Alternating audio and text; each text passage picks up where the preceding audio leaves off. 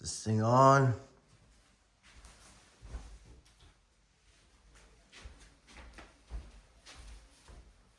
Hi. So I've done this before in the past, but this is, I think the last time I'm ever gonna have to do this. I have a pending application at Columbia, but I think that I've disqualified myself by not ascertaining a dean's certificate.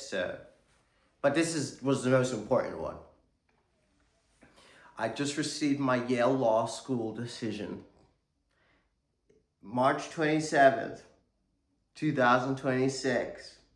It says, Dear Z, the admissions office and faculty are grateful for the significant time and effort you invested in applying to Yale Law School. At this time, your application has been fully and carefully reviewed, and we regret that we are unable to extend you an offer of admission. The most difficult part of our evaluation process is knowing that so many of our applicants are highly qualified and will excel as law students.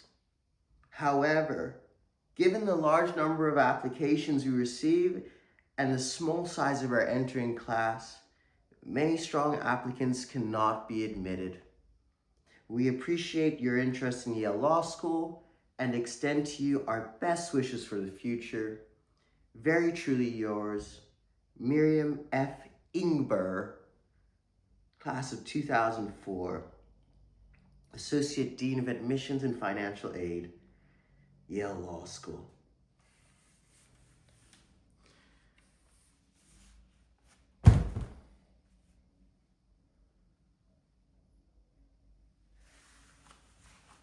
Miriam Ingber of class of 2004 and Yale Law School.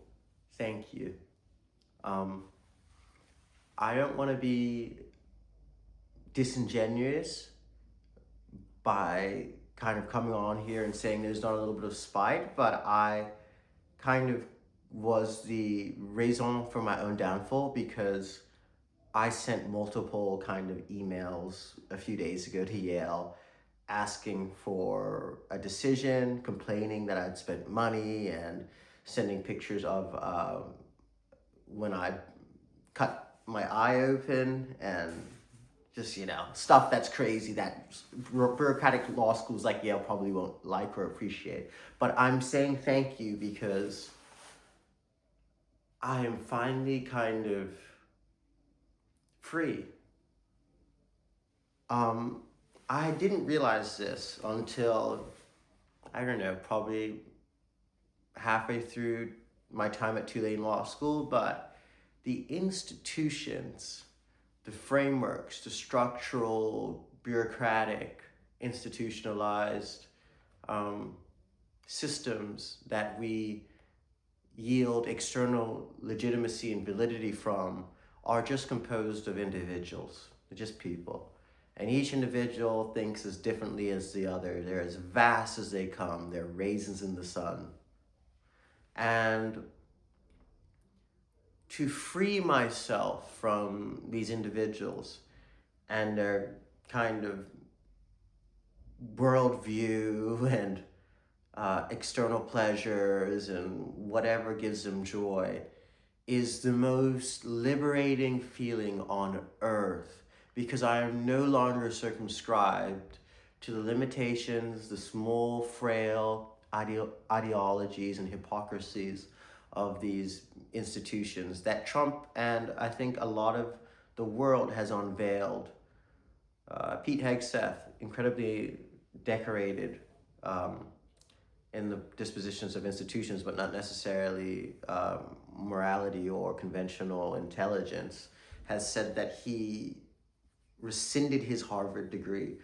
And upon being asked about Princeton, he said, not yet, not yet. But it is very much akin to that sentiment of, there's a reason why the Zuckerbergs and the Gates and kind of these 0.001% type thinkers realize that they never needed the institution in the first place. They never needed this external validity. It's a piece of paper, right? And it's a bubble, right?